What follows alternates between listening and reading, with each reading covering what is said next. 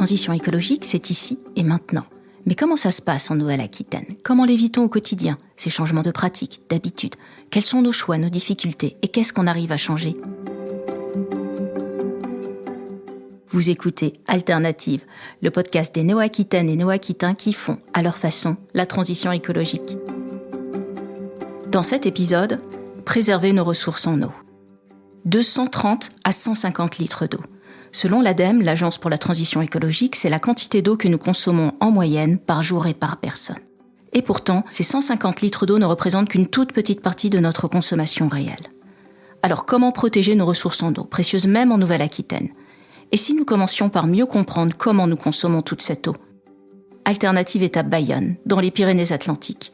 Pour découvrir comment nous utilisons l'eau et avec quelles conséquences, les élèves du lycée Louis de Foix ont travaillé durant toute une année avec la Water Family.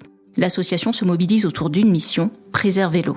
Et elle fait découvrir une notion, l'eau invisible, cette eau cachée que nous consommons tous les jours sans le savoir.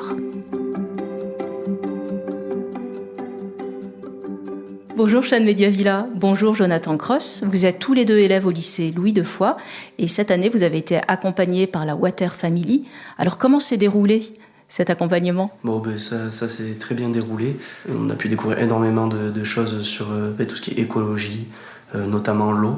Ils nous ont sensibilisés à pas mal de choses, ils nous ont montré des exemples concrets. On est parti même dans Biarritz visiter les océans et tout ça pour comprendre un peu ce qui se passait autour de l'eau.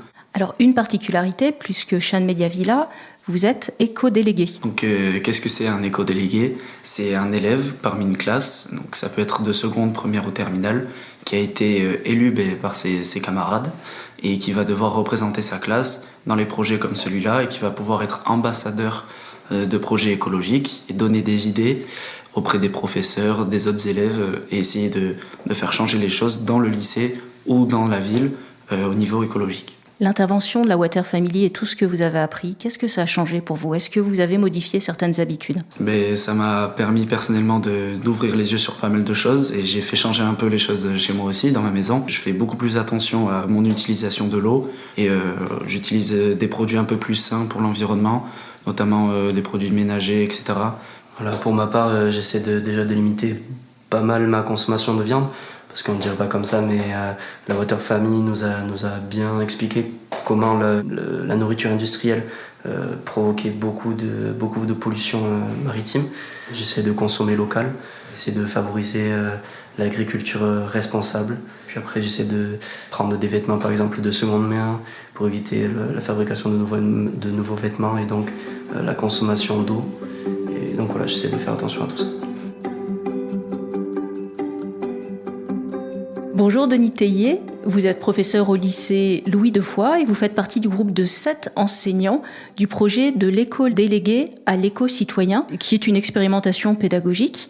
Est-ce que vous pouvez nous en dire un petit peu plus ? Ce projet de l'éco-délégué à l'éco-citoyen est un projet qui est né grâce à un travail d'équipe.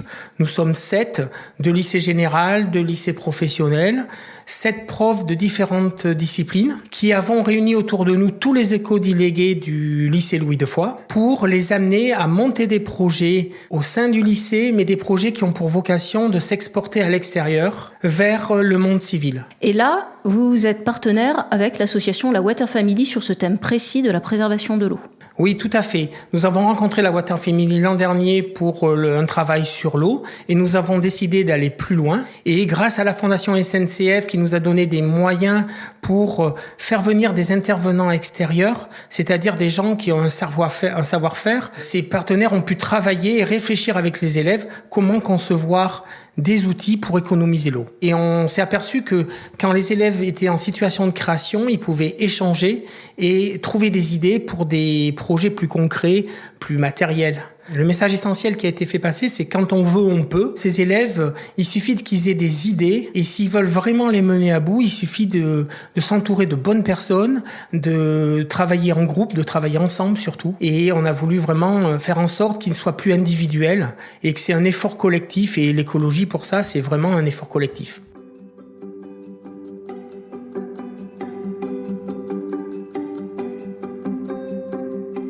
Gorka Oyarzun, bonjour. Vous êtes responsable pédagogique de la Water Family et originaire du Pays Basque.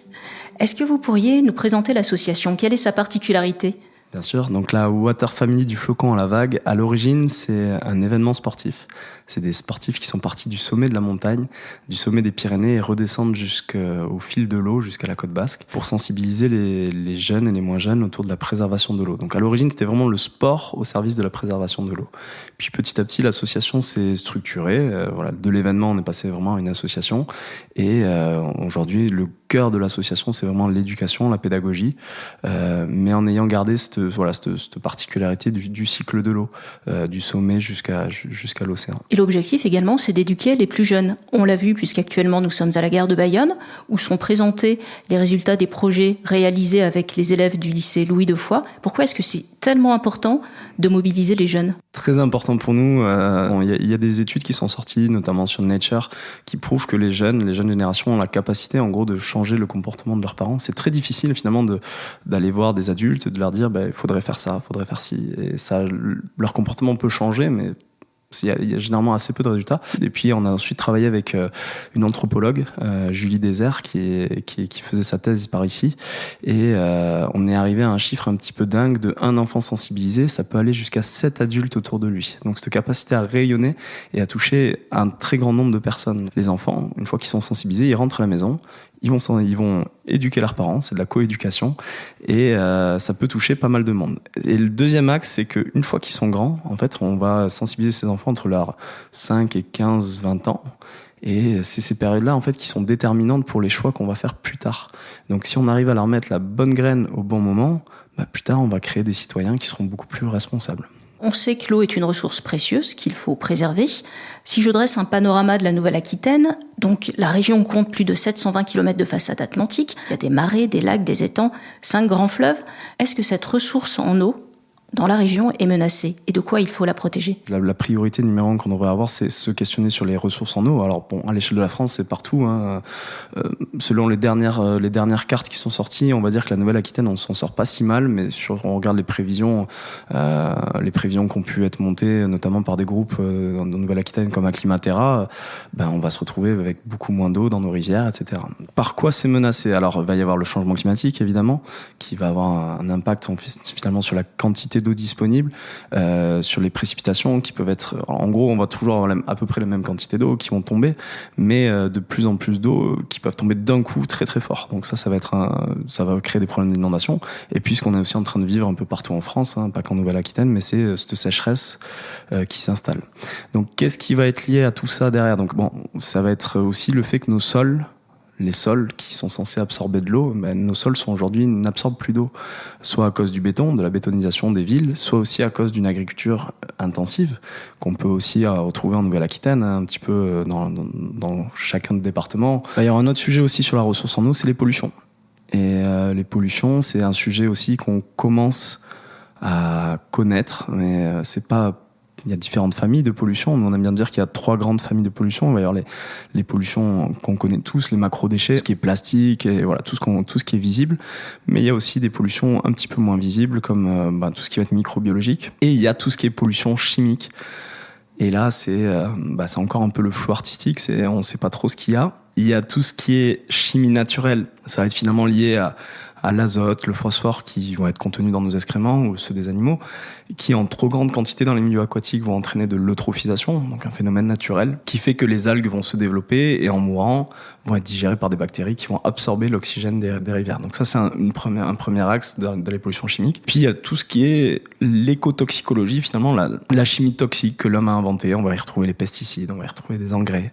Et toutes ces choses-là ont tendance à contaminer les milieux aquatiques et petit à petit à rentrer dans les chaînes alimentaires et à s'accumuler dans les chaînes alimentaires et à finir finalement dans nos organismes à nous. Donc il y a la question de la consommation et de la pollution, qui les deux sont en fait extrêmement liés. Et pour bien savoir ce que l'on peut faire en termes de consommation, il faut d'abord bien connaître notre utilisation de l'eau.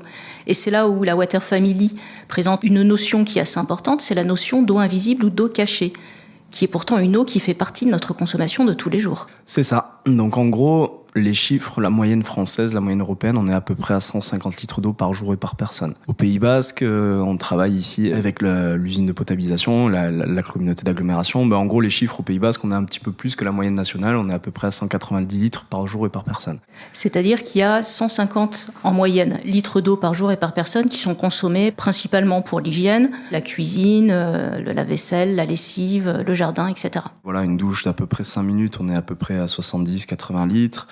Les toilettes, voilà, on est généralement aux alentours d'une dizaine de litres d'eau pour une chasse d'eau, donc voilà, 3-4 fois aux toilettes, on va être à peu près à une trentaine de litres. Tout ce qui est machine à laver, ça va représenter une quarantaine de litres par personne. Alors ça fonctionne généralement pour plusieurs personnes et pas tous les jours, mais voilà, on se retrouve en moyenne à peu près à 40 litres. Et puis une dizaine de litres pour l'arrosage, l'eau potable, la cuisine, des choses comme ça. Mais tout ça, en réalité, ça représente qu'une infime partie de notre consommation réelle d'eau. Exactement. C'est tout l'enjeu, c'est de comprendre que derrière se cache aussi ce qu'on appelle l'eau invisible, l'eau cachée, l'eau virtuelle. Plusieurs noms qui désignent en fait l'eau qui se cache dans la fabrication, la production, le transport de tous nos biens de consommation. Tout ce qu'on va manger, tout ce qu'on porte, nos vêtements, nos objets, nos téléphones, nos smartphones, derrière leur utilisation se cache en fait tout un cycle de vie avant d'arriver dans notre assiette, avant d'arriver sur notre étagère ou dans notre poche. Tous ces objets ou toute cette nourriture a suivi un cycle de vie. Il a fallu des étapes de production, d'agriculture. Les premières étapes, donc, ça va être l'extraction de matières premières ou l'agriculture, donc qui vont consommer de l'eau et rejeter des pollutions. On va ensuite avoir les étapes de production, de transport, de distribution. Et chacune de ces étapes consomme de l'eau et rejette des pollutions. Ce qui fait qu'en fait, on arrive par jour et par personne à peu près à 4000 litres d'eau invisible consommée. De l'eau que l'on retrouve dans tous les secteurs, tous les objets de tous les jours. Exactement, donc tous les secteurs de la vie de tous les jours, on va retrouver cette eau invisible, cette eau qui se cache. Alors l'eau de la maison, les 150 litres, on est à peu près à 5% de notre consommation d'eau, et à côté de ça, 95% vient de cette eau invisible. Et ce qui est très important de comprendre, c'est que, ok, on utilise de l'eau, alors l'eau qu'on utilise, finalement, elle disparaît pas, elle part aussi, elle retourne dans le cycle de l'eau. Mais associé à cette consommation d'eau, et ce qui est souvent assez mal compris en fait dans ces bilans qu'on appelle des analyses de cycle de vie, donc un bilan eau, une empreinte eau, c'est qu'associé à cette eau, il va y avoir aussi des pollutions. Donc les étapes d'agriculture, les étapes de transport, les étapes de distribution vont consommer de l'eau, mais vont aussi rejeter des pollutions. Et cette eau va retourner dans le milieu naturel chargée de pollutions. Il y a des exemples très concrets d'utilisation avec des chiffres impressionnants.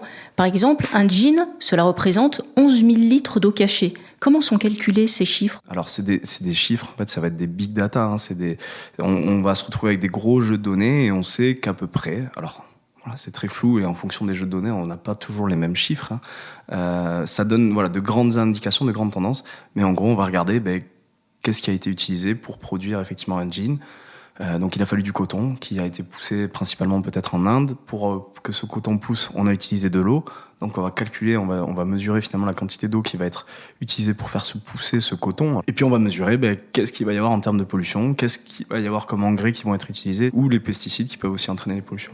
Le secteur le plus gourmand, si l'on peut s'exprimer de cette façon, ça reste l'alimentation. C'est ça, exactement. Donc le premier impact sur l'eau, c'est notre alimentation. C'est le premier impact sur l'eau, c'est le premier impact sur notre santé. C'est une problématique qui est au centre de beaucoup de problèmes qu'on a autour de la crise écologique, que ce soit le changement climatique, que ce soit les pollutions, que ce soit l'effondrement de la biodiversité. Notre alimentation est au centre de tous ces problèmes. Alors on comprend qu'il y a une question de consommation responsable globale derrière tout cela, mais alors quels sont les gestes que l'on peut faire ? Une des premières pistes, en tout cas autour de notre alimentation, ça va être d'essayer peut-être de consommer moins de viande et de choisir de la qualité. Parce que la réalité, c'est que le bœuf élevé en local, une vache par hectare, il n'y en a pas beaucoup et ça coûte plutôt cher. Donc peut-être une des solutions, c'est on va pas dire aux jeunes faut arrêter de manger de la viande, c'est pas à nous de le dire, mais en tout cas, il va falloir en manger beaucoup moins. Mais par contre, continuer à maintenir ces élevages qui font aussi de la qualité, qui participent. Ce genre d'élevage peuvent participer à piéger du carbone, à favoriser la biodiversité, etc. Donc c'est vraiment pas aller à l'encontre de ces agriculteurs-là, de ces paysans même qui eux entretiennent la terre, entretiennent les sols. Par contre, c'est essayer d'aller éviter le modèle industriel qu'on va retrouver soit dans les fast-foods, soit en supermarché très classique. La viande en super promotion, c'est ce qu'on va essayer en tout cas de lutter contre ça et d'amener vers plus de qualité. Il y a d'autres gestes que l'on peut faire, il y a notamment la lutte contre le gaspillage. On a un rôle assez important dans nos foyers, c'était un chiffre de l'ADEME, c'est qu'en gros, le gaspillage alimentaire, c'est un peu plus de la moitié du gaspillage alimentaire qui se fait dans les foyers. Donc on a quand même notre part de responsabilité là-dessus. Donc ça va être d'essayer de réduire son gaspillage alimentaire au maximum. En gros, on va dire les grandes solutions pour essayer, et il y a plusieurs études qui le prouvent, de passer à une alimentation plus bio, locale et de saison. Voilà, vous me voyez venir, mais c'est vraiment vers là qu'il faut qu'on aille. Alors justement, lorsqu'on veut se lancer et adopter en pratique des gestes pour économiser et préserver la ressource en eau, par où on commence ? Où est-ce que l'on se renseigne ? On commence petit à petit, évidemment, on va pas se lancer dans tout ça d'un seul coup. Il y a plusieurs marches pour arriver à ça. Donc c'est peut-être la première des choses qui est assez facile, et c'est un des gestes qui est couramment utilisé par les enfants, c'est ils rentrent à la maison après les avoir sensibilisés, ils retournent la salle de bain. Et on va essayer d'essayer de choisir les produits naturels à la maison, c'est déjà une première étape. Et puis petit à petit, commencer à s'intéresser à son alimentation. C'est le plus gros levier, mais c'est aussi le plus difficile, on en est tous conscients.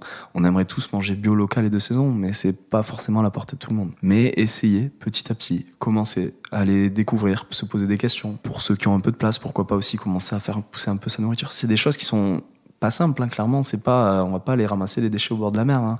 Faut aller mettre le curseur un peu plus loin. Et le dernier niveau, la dernière marche, nous on aime bien dire que c'est ce côté adaptation.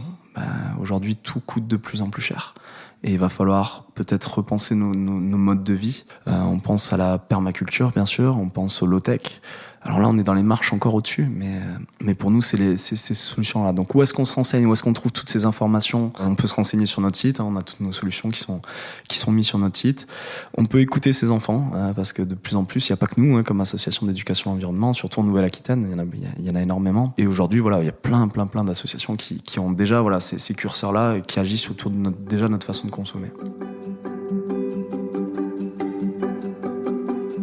C'était Alternative, un podcast de la région Nouvelle-Aquitaine. N'hésitez pas à le commenter et à le partager sur les réseaux sociaux. Vous trouverez toutes les coordonnées des intervenants, les références citées, ainsi que les autres podcasts de la région sur le site nouvelle-aquitaine.fr. À bientôt pour un prochain épisode.